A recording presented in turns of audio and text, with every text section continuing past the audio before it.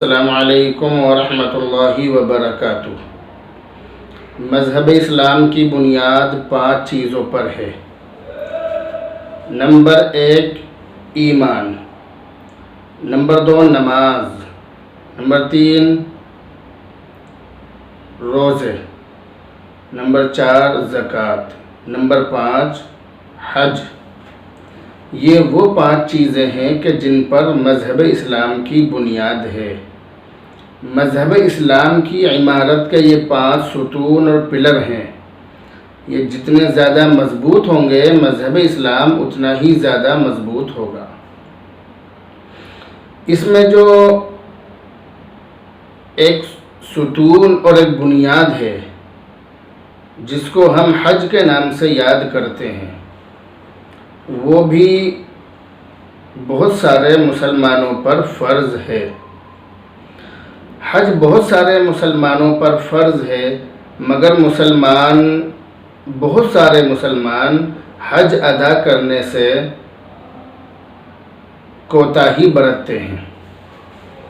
وہ یہ سمجھتے ہیں کہ جب ہم بوڑھے ہو جائیں گے، ہمارے بچوں کی شادی ہو جائے گی، ہم بالکل فارغ ہو جائیں گے تو بالکل فارغ ہونے کے بعد حج کریں گے، جبکہ قرآن کریم کچھ اور کہتا ہے۔ قرآن کریم یہ کہتا ہے وَلِلَّهِ عَلَى النَّاسِ حِجُّ الْبَيْتِ مَنِ اسْتَطَاعَ إِلَيْهِ سَبِيلًا۔ یہ قرآن کریم کہہ رہا ہے۔ قرآن کریم کے اندر یہ لکھا ہوا نہیں ہے کہ تم اپنے بچوں کی شادی وغیرہ سے فارغ ہو کر پھر حج کو جانا۔ ایسا قرآن کریم نے نہیں کہا، بلکہ قرآن کریم نے تو یہ کہا ہے کہ جب تمہارے پاس اتنا پیسہ ہو جائے کہ تم آنے جانے کا خرچ برداشت کر سکو اور وہاں رہنے کا خرچ برداشت کر سکو، اور یہاں پر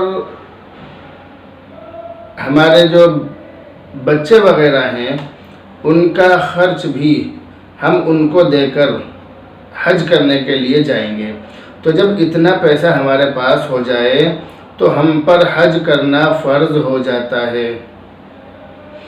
لیکن میں پھر وہی بات کہوں گا کہ جب ہم کسی نیک کام کو حالات اور ماحول ہونے کے باوجود نہیں کریں گے تو پھر اللہ تعالیٰ ایسے حالات پیدا کر دے گا کہ ہم اس نیک کام کو کرنا چاہیں گے لیکن کر نہیں سکیں گے۔ چنانچہ یہ جو سال ہے 2020، یہ ہمارے لیے بڑا خطرناک ثابت ہو رہا ہے۔ 2020 مسلمانوں کے لیے بڑا خطرناک ثابت ہو رہا ہے۔ 2020 میں مسلمانوں کے لیے مسجدوں کے دروازے بند ہو گئے ہیں۔ 2020 میں مسلمانوں کو عبادت کرنے کا جو موقع ملتا تھا وہ موقع نہیں مل رہا ہے۔ 2020 میں پوری دنیا کے مسلمانوں پر حج کرنے کے لیے آنے پر پابندی لگا دی گئی ہے۔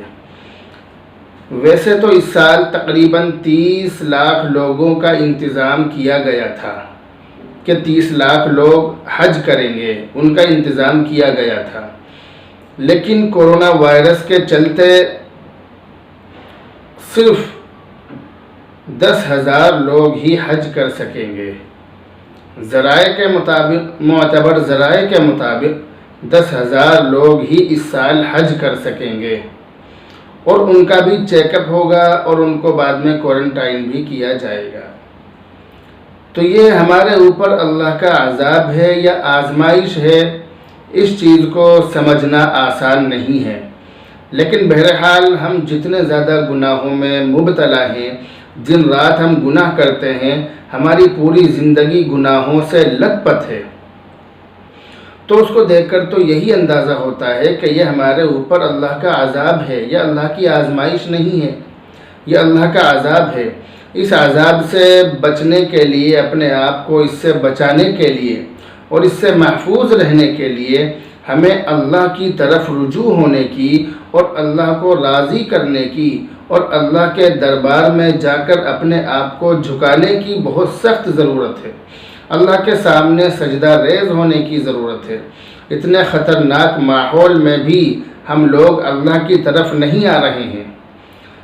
4 نمازوں میں تو مقتدی اماموں کو پریشان کرتے ہیں، لیکن فجر کی نماز میں وہی مقتدی مسجد میں آنا گوارا نہیں کرتے ہیں، وہ اپنے نرم بستروں پر سوتے رہتے ہیں، ان کو فجر کی نماز پڑھنے کی توفیق نہیں ہوتی ہے۔ یہ ہمارے اوپر اللہ کا عذاب نہیں تو پھر اور کیا ہے؟ تو اس لیے ہمیں اللہ کی طرف رجوع ہونے کی ضرورت ہے، اللہ کی طرف جھکنے کی ضرورت ہے، خدا کو راضی کرنے کی ضرورت ہے، اپنے گناہوں سے توبہ کرنے کی ضرورت ہے، حد سے زیادہ کثرت سے استغفار کرنے کی ضرورت ہے، تبھی ہم کامیاب ہو سکیں گے اور ہمارا روٹھا ہوا خدا ہم سے راضی ہو سکے گا۔ السلام علیکم ورحمۃ اللہ وبرکاتہ۔